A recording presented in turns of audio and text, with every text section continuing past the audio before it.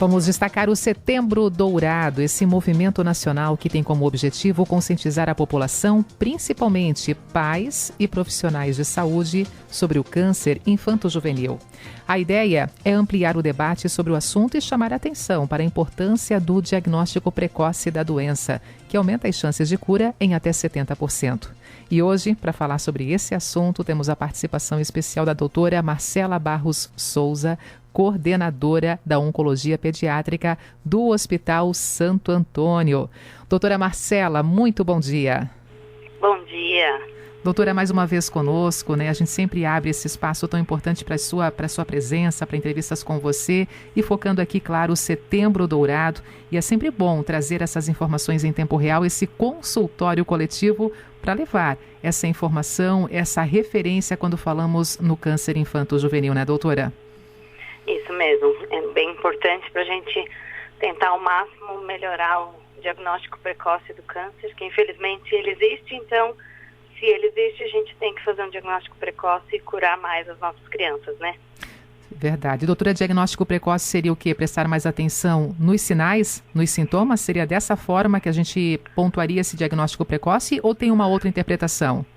Não. Na infância, sim, prestar atenção na criança, nos sinais, nos sintomas, né, na atitude da criança, porque diferente dos cânceres de adulto, que a gente pode fazer um exame preventivo, na criança a gente não tem nenhum exame preventivo. Então a gente realmente tem que observar a criança, então os pais, os professores, os médicos, né, que atendem a criança no posto de saúde, os pediatras, têm que estar atentos a fazer esse diagnóstico precoce. Quais sinais, doutora? Quais evidências que podem já, de repente, ser um indício? Como é que os pais devem ficar atentos aos sinais? Os sinais vão depender de acordo com o tipo de câncer que a criança tem, né? Então, o que a gente tem de mais comum? O mais comum de todos é a leucemia. Então, a leucemia, a criança vai apresentar uma palidez, um cansaço extremo, ela pode ter sangramento sem motivo, então vai escovar os dentinhos, pode sangrar, manchas roxas fora do habitual, né? As crianças têm muitas manchas roxas na canela, onde bate, isso é bem normal, mas uma mancha roxa exagerada, um sangramento exagerado, uma falta. O que a gente percebe muito na leucemia é que a criança vai ficando sem energia. Então, uma criança com leucemia, ela não consegue correr, brincar, andar de bicicleta, pular, ela vai evoluindo, né, nas primeiras semanas, logo nos primeiros 15 dias, com baixa de energia. A criança realmente ela fica fraquinha para fazer as atividades diárias dela, além de palidez, ínguas, né, no pescoço, assim como o linfoma também. Então, aquelas ínguas que as crianças têm no pescoço quando estão resfriadinhas, gripadas, são normais. Mas ínguas grandes, mais de 2 centímetros, também pode ser um sinal de linfoma se elas durarem mais que 5 dias. Aumento de volume da barriga, quando os tumores são abdominais, alguns bebês, as mães estão dando banho, vão passar a mão na barriguinha, elas sentem uma massa, sentem um aumento do volume da barriguinha. Dor na perna em um local específico que dure mais que 5 dias. Então, tem criança que tem aquela dor do crescimento, que a gente chama, né? Que à noite, dói a perna, a mãe faz uma massagem, acorda de manhã, corre, brinca o dia inteiro. Essa dor não é preocupante, mas uma dor na perna que hoje dói, amanhã também, no outro dia piora, está mancando e reclama da dor diariamente, é preocupante. Então, esses são os principais sintomas da criança. Febre prolongada também pode ser. Então, febre até 3, 5 dias é resfriado, gripezinha, sinusite, otite, pneumonia. Mais que 5 dias, febre prolongada por mais de uma semana, tem que investigar também. E aí essa investigação, doutora, tem que passar por um consultório, tem que passar por um profissional médico que sabe melhor do que ninguém realmente identificar o que seria normal para aquele momento e aí descartar ou já aqui pontuar, quem sabe até, né, a possibilidade de uma ligação com o câncer infanto-juvenil, né? Isso mesmo. E uma das nossas ações sempre, né, do Setembro Dourado, da prevenção, é também fazer orientações e palestras para os médicos de posto de saúde, para os pediatras, para quem for atender essas crianças, né? Então, esses médicos também têm que pensar, porque o câncer infantil ele é muito raro, mas ele, se diagnosticado precocemente, ele aumenta muito a sobrevida da criança, né? A taxa de cura.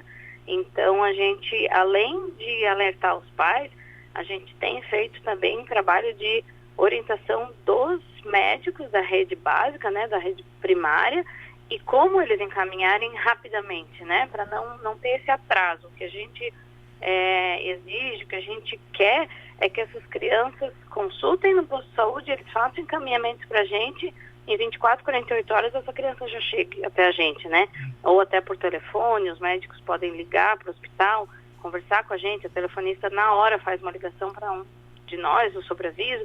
Então, é muito fácil encaminhar um paciente na suspeita do câncer para o hospital. E para isso, claro, tem que ter esse profissional ali da unidade de saúde, o postinho, esse contato direto do paciente com, né, o atendimento no bairro. Então, esse profissional, ele realmente tem que estar ciente que existem essas portas abertas. Basta ele saber direcionar no tempo certo, né, realmente para o sentido da sequência de confirmar ou não esse diagnóstico. Então, realmente é importante essa causa, chegar aos profissionais de saúde essa informação para eles estarem também podendo orientar os seus pacientes, né, doutora? Isso mesmo. Doutora, e assim, quando é diagnosticado nessa fase inicial, aqui falando, claro, câncer infanto-juvenil, é possível um tratamento menos agressivo, preservando a qualidade de vida dos pacientes? Sim. Quanto mais cedo o diagnóstico, quanto mais precoce é o diagnóstico, a maior a chance de cura. A gente chega a 80%, 90% a chance de cura deles quando eles fazem um diagnóstico precoce. Importantíssimo. De uma forma geral, até para a gente poder entender aqui, né? Como é que funcionam os exames periódicos das crianças e adolescentes? No mesmo período que um adulto? Tem diferenciação? Como é que é esse contato, sem ter nenhum sinal, sem ter nenhuma doença, mas pensando sim na prevenção, no acompanhamento da saúde dessa criança e desse adolescente, doutora? A criança saudável, ela não precisa de um exame de sangue, um exame de rotina, né? Quem precisa de um exame de rotina são crianças maiores, para ver essa questão de colesterol, glicose. O mais importante é que a criança seja examinada, que ela seja vista pelo pediatra, e daí assim ele suspeita. Não precisa fazer exame.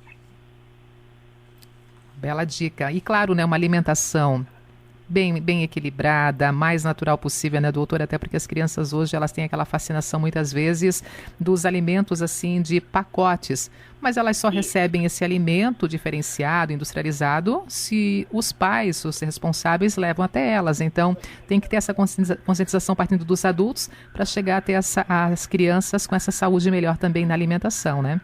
Com certeza, isso é um fator mais importante, né? A gente não tem comprovações científicas que a gente pode prevenir o câncer infantil com uma boa alimentação, mas o câncer na vida adulta, sim.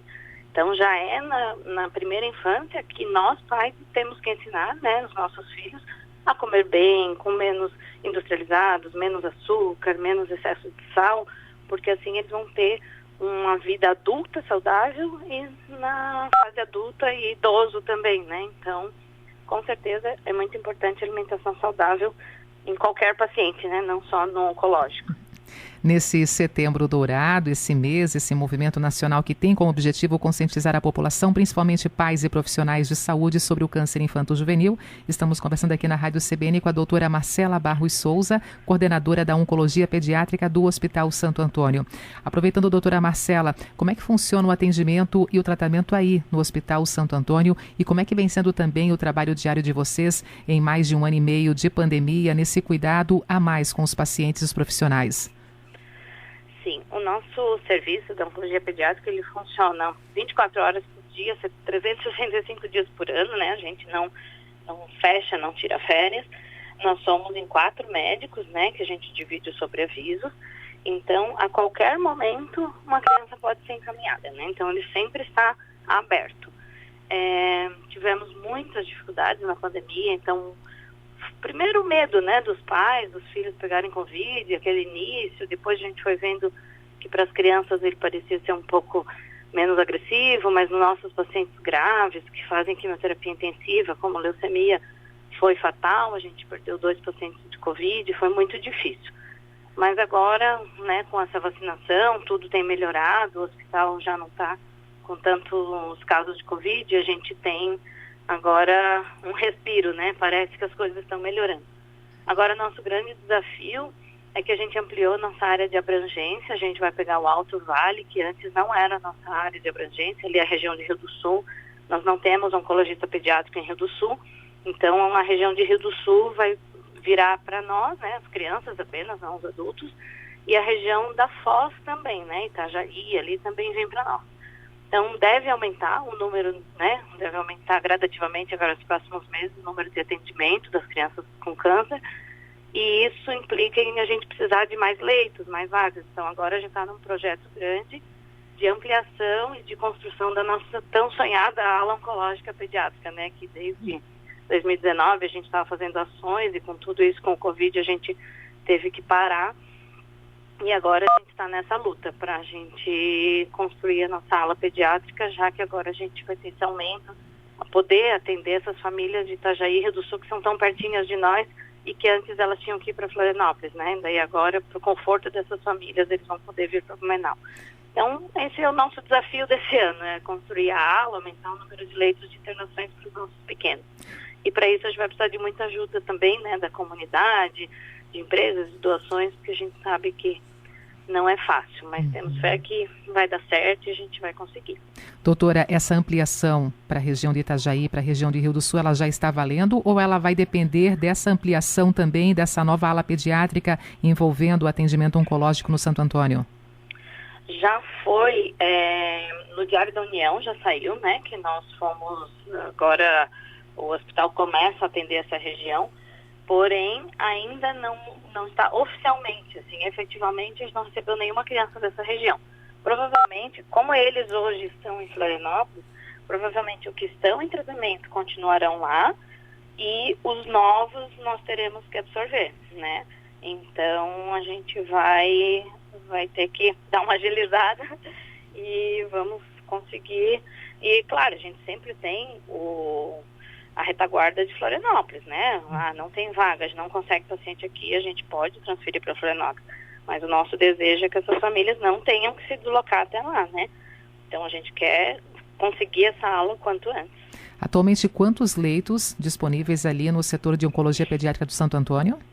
Atualmente nós temos 7 a 8 leitos, podendo pegar mais um leito da pediatria, né? Então uma média de 8 leitos. E a gente tem um projeto de ampliação para 20 leitos. E nesse momento também, doutora, todos os leitos ocupados, tem vagas abertas disponíveis ali para atender caso necessite um novo paciente? Nós sempre temos, assim, a nossa rotatividade dos leitos de quimioterapia. Então, assim, a gente tem criança que interna para fazer quimio. Ela interna, ela fica 2, 3 dias, vai embora para casa, né? E depois interna outro. Então, a nossa rotatividade dos leitos de quimio, ela é rápida. Então, esses, tranquilo, a gente tem dado conta, né? O nosso maior problema são as infecções, as internações prolongadas. A gente teve recentemente uma paciente que ficou 3 meses internada. Então, quando eles têm essas infecções, infecções prolongadas, daí que é o nosso maior problema. Esses leitos que daí eles não rodam, né? Então, a gente sempre está lutando por uma vaguinha. Então, às vezes chega uma criança no ambulatório, não tem vaga para internar, teria que fazer químio, espera, volta amanhã, vai para casa, paga mais um Uber e vai.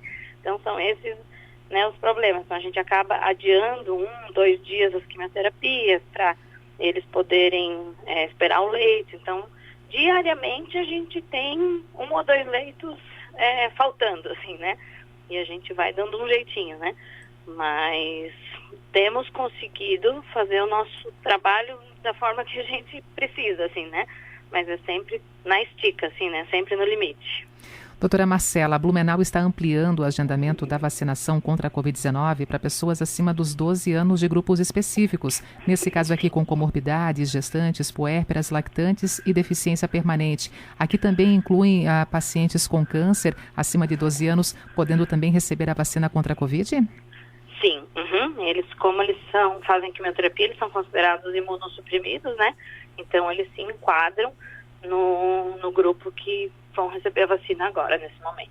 E como médica pediatra, você aconselha os pais a, o quanto antes também, né, aproveitarem essa oportunidade e também vacinarem os seus filhos? Sim, com certeza. A gente precisa vacinar, que a gente viu que logo depois do início da vacinação, os nossos leitos de UTI foram reduzidos conforme aquela faixa etária da vacinação, né? Então, ali em março, abril, maio, as UTIs estavam cheias de pessoas de 40, 50, 60 anos, já os de 80 e 90 já não estavam mais. Daí, à medida que a gente foi vacinando, os leitos de UTI foram reduzindo daqueles pacientes que estavam na faixa etária da vacinação. Então, realmente, a vacinação, ela não protege contra se infectar. Então, a gente vai vacinar, tem que continuar usando máscara, continuar evitando grandes aglomerações com muitos grupos de pessoas juntos, tal, mas ela protege sim para a forma grave, para a forma que faz insuficiência respiratória, insuficiência renal, que vai para UTI, né? Essa forma, com certeza, ela protege sim. Tá certo. Para poder finalizar, a doutora Marcela já pontuou aqui, mas refresca para a nossa audiência mais uma vez aqui os sinais, os sintomas que podem já estar sendo caracterizados ou relacionando a criança ou adolescente com o câncer nesse momento que estamos aqui evidenciando o Setembro Dourado. Então, quais são os sinais e os sintomas, doutora, por favor?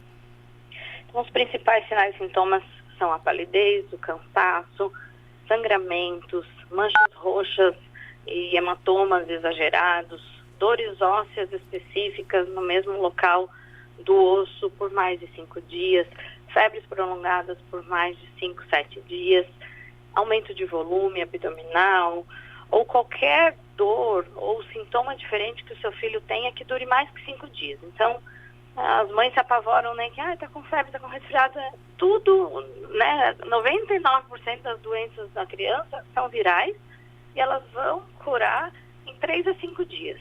Ficou mais de 5 dias doente, mais de 5 dias sem comer, mais de 5 dias com febre, mais de 5 dias com a dor, mais de 5 dias sem dormir, tem que levar no seu médico, no posto de saúde, no seu pediatra, para saber o porquê da criança estar assim.